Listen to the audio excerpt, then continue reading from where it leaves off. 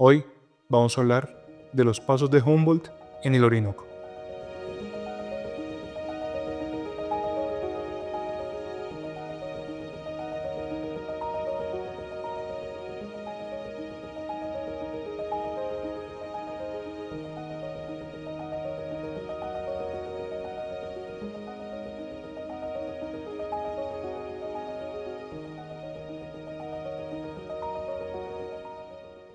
Hoy vamos a hablar de las crónicas de Humboldt a través del río Orinoco.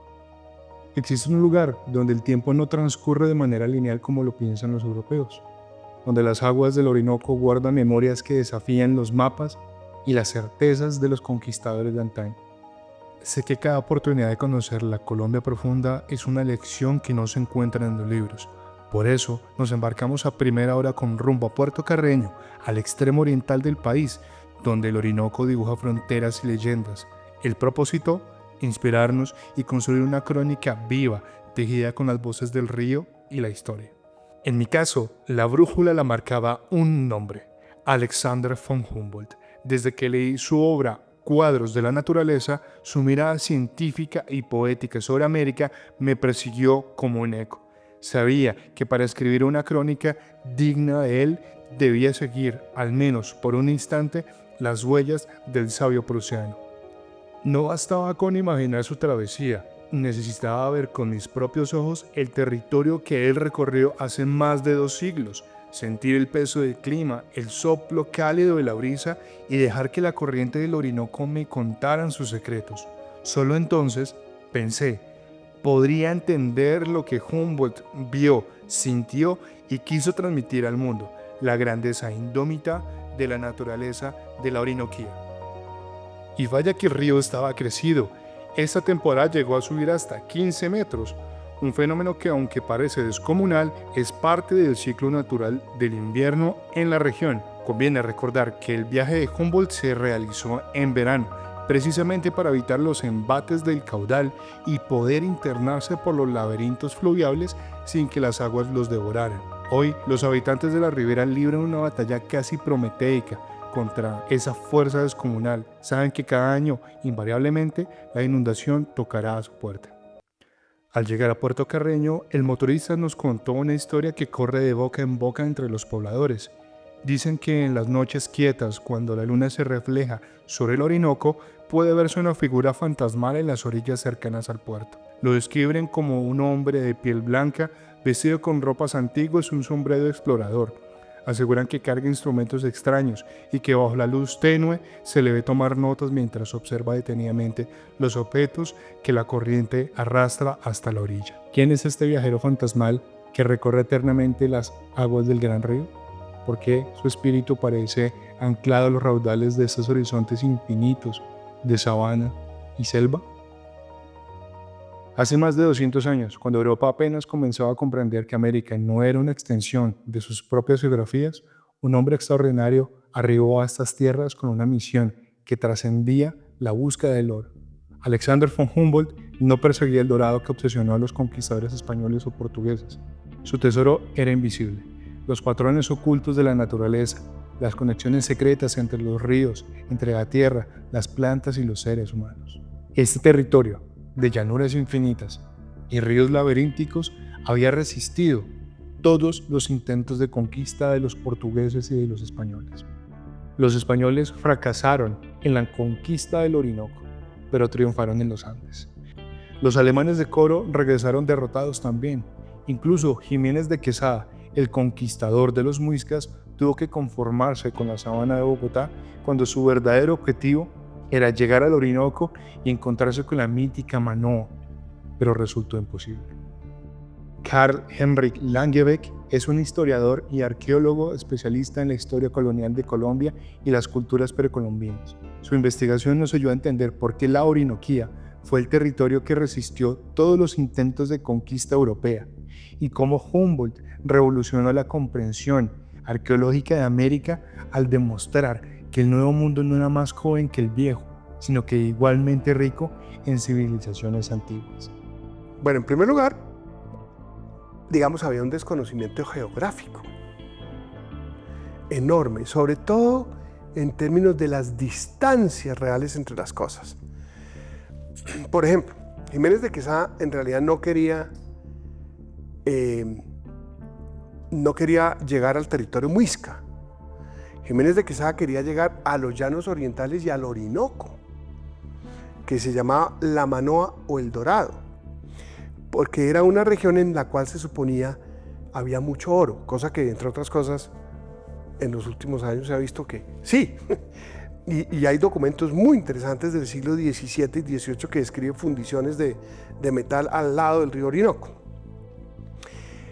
Entonces, Quesada simplemente lo que hace es, me voy por el río Magdalena y bajo, y en algún momento giro al oriente y voy a los llanos orientales y al Orinoco. Y fue tan así que Jiménez de Quesada, cuando llega a la sabana de Bogotá, lo primero que hace es fundar un campamento para salir al Orinoco. Por eso Bogotá está en el sitio absurdo en que está, que es pegado a los cerros orientales y no al lado de la entrada desde el río Magdalena, que era lo obvio si hubiera querido dominar la sabana de Bogotá. No, él quería usar esto de paso. Manda a su hermano Hernán Pérez de Quesada al Orinoco y fracasa miserablemente, entonces se tiene que replegar y se tiene que conformar con conquistar la sabana de Bogotá. ¿Qué pasa? Los alemanes tienen el mismo objetivo, pero ellos ven mucho más fácil bajar directamente desde Coro, atravesar los Andes venezolanos, los llanos orientales y llegar al Orinoco. Y tanto Federman como la gente de Santa Marta en realidad que tenía el mismo objetivo, llegar a Manoa o El Dorado. Como escribiría años después Simón Bolívar, después de haber conocido al mismísimo Humboldt en París, el verdadero descubridor de América, porque nos enseñó a vernos con otros ojos, no los ojos de un conquistador que ve riqueza al extraerla, sino del científico que reconoce la intricada red de conexiones que sostiene la vida. El Humboldt, arqueólogo, es muy importante. Él está imbuido en la idea ilustrada de civilización, que es una idea que surge un poco antes y que obviamente coloca a Europa en el pináculo de la historia de la humanidad. Y la pregunta que se empiezan a hacer pensadores europeos, sobre todo Buffon francés, es ¿por qué unos pueblos son civilizados y otros no? ¿Por qué nosotros somos civilizados y otros pueblos no han llegado a la civilización? Y Buffon y muchos otros usan estas ideas para pensar que América es un continente que por sus condiciones geográficas no podía tener civilización. Las condiciones geográficas eran el calor y la humedad y la juventud. América era un continente joven, más joven que Europa, y por lo tanto, al ser más joven que Europa, pues era como un joven, es decir, no había madurado, no tenía civilización. Humboldt hace dos cosas que son extraordinarias. Primero que todo, compara la estratigrafía del continente americano con la del Viejo Mundo y llega a la conclusión de que es la misma. Ahora, cuando él va al Orinoco, encuentra una situación completamente distinta porque no hay grandes ruinas, no hay huellas de antiguas civilizaciones, hay unas pinturas, hay unos petroglifos, muy impresionantes por cierto, y entonces él dice, esto muestra que esto fue colonizado por pueblos andinos y que literalmente se los tragó la manigua, es decir, llegaron con civilización, pero el medio se impuso sobre ellos y tuvieron que dejar de ser civilizados. Y lanza una de las primeras hipótesis arqueológicas de por qué hay pueblos civilizados y pueblos que no son civilizados. Y dice, ¿sabe cuál es la diferencia entre esta selva y los Andes peruanos? Que en los Andes peruanos a la gente le toca trabajar para sobrevivir. En la selva la gente tiene la comida a la mano. Y dice, la civilización es producto de la necesidad de trabajar. Y en aquellas regiones de América donde la comida no se consigue fácil, la gente tiene que trabajar y por lo tanto construye civilizaciones. Y aquí en estas tierras bajas no pudo construir una civilización porque no la necesitaba. Tenía los recursos a la mano. Álvaro Soto es un antropólogo un navegante y explorador contemporáneo que ha recorrido los mismos ríos que Humboldt navegó hace más de 2 siglos. Su experiencia directa en las aguas del Orinoco, el caciquiare, el conocimiento ancestral indígena sobre la navegación fluvial de los descubrimientos que revolucionaron la cartografía europea. Si Humboldt estudiara hoy día la mitología, pudiera hacerlo de los indígenas de la región de Mitú, encontraría que dentro de toda su mitología esos raudales son unas fronteras muy importantes que los protegen de lo externo. Y es más, de un viaje que hice recientemente el año pasado, estudiando eso, los indígenas me explicaban dentro de sus mitos cómo era la función de esos raudales como protectores de la invasión de los europeos. Yo creo que el tema del canal de Cassiquiare, el canal de Cassiquiare era casi un mito desde el punto de vista de la colonia, desde el punto de vista de quienes estaban ocupando el territorio nacional. La Vorágine, por ejemplo, que es un libro por excelencia del tema masónico, escrito en 1925, apenas comienza a dibujar esos ríos casi míticos del sur, esos ríos donde se estaban desarrollando las caucherías y el país realmente era muy desconocido y sigue siéndolo. Pero para entender por qué el territorio fue tan diferente, por qué se resistió a lo que otros no pudieron resistir, debemos mirar mucho más atrás en el tiempo, mucho antes que los primeros humanos pisaran estas tierras. Estas fuerzas titánicas estaban esculpiendo un paisaje único en el planeta. Mauricio Cabrera es un experto en geología y en medio ambiente, el ex viceministro que ha dedicado su carrera a estudiar la formación de los paisajes colombianos. Su conocimiento nos permite comprender cómo los procesos geológicos de millones de años crearon el escenario que maravilló a Humboldt. Toda esta zona del oriente colombiano es muy particular. La formación de Colombia, geológica de Colombia es muy particular. Comprende desde casi inicios de la formación de la Tierra, pues no de los puros inicios, pero sí tenemos rocas muy antiguas, precisamente en el oriente colombiano, en la frontera con Venezuela y con Brasil. Son las rocas más antiguas que hay, todavía no había vida en esa zona.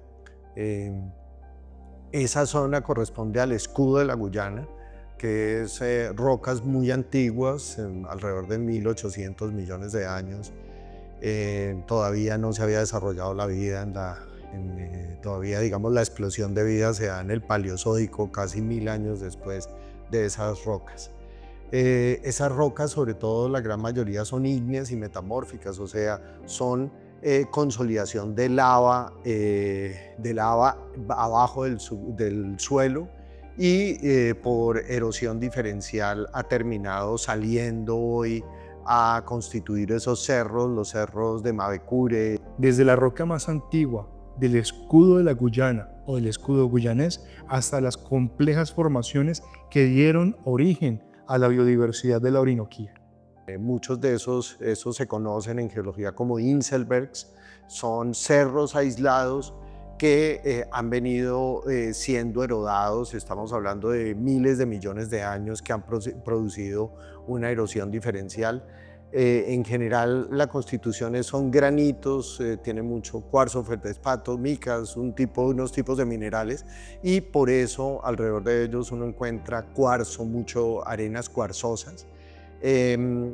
No son muy ricas en nutrientes y de ahí se deriva que la vegetación que en general rodea esos cerros es una vegetación que no es tan exuberante. En los petroglifos de los raudales de Atures y Maipures, Humboldt encontró las primeras pistas que este territorio tiene una historia científica mucho más antigua que la europea. Los pueblos originarios, los curriparros, los yanomamis y los puenave ya conocían los secretos que él vino a descubrir. Ellos sabían leer las corrientes como páginas escritas navegar entre cuencas que los europeos creían separadas, entender que el Orinoco y el Amazonas eran en realidad un solo sistema viviente. El río Orinoco arriba, aguas arriba, llegó a un río fantástico, que es el Atabapo. Es un río bellísimo, de playas de arena blanca, con aguas muy transparentes. Estuvo ahí un tiempo porque él lo que estaba tratando de buscar era la conexión de los ríos de la vertiente del Orinoco con la vertiente amazónica. Y en Yavita él estableció que sí se podía hacer esa conexión, pero había que hacer un tránsito a pie. Siguió Orinoco arriba y llegó al canal de Casiquiare. El canal de Casiquiare es un gran humedal que une las cabeceras del Orinoco con las cabeceras del Río Negro. El Río Negro, se llama Río Negro en Brasil, es el Guainía, el mismo Guainía que llamamos en Colombia. Hoy, cuando la deforestación amenaza la selva que Humboldt describió como la octava maravilla del mundo, cuando el cambio climático altera todos los patrones que él midió con tanta precisión, su advertencia temprana sobre los peligros de las intervenciones humanas descontroladas y desaforadas como las vemos hoy en día, en todos estos ecosistemas cobran una relevancia particular, una relevancia profética que nos hace pensar qué es lo que va a ocurrir a futuro. Pero donde los conquistadores vieron un territorio indomable, Humboldt vio un laboratorio viviente. Donde otros encontraron obstáculos, él descubrió las revelaciones. Y donde la historia registra el final de una expedición científica, las aguas del Orinoco susurran algo más profundo y comenzó de una manera particular. Su presencia, que nunca se marchó, un espíritu científico que continúa navegando entre aguas, midiendo, anotando y describiendo todo lo que ve. El Orinoco fue solo uno de los tantos escenarios donde la curiosidad humana desafió lo desconocido. Humboldt lo recorrió con cuaderno y brújulas, pero otros exploradores también dejaron su huella en distintos rincones de América. ¿Qué otro viajero científico conoces que haya marcado la historia de la exploración? Cuéntanos su nombre y el lugar que exploró. Quizás tu respuesta nos lleve a nuestra próxima aventura.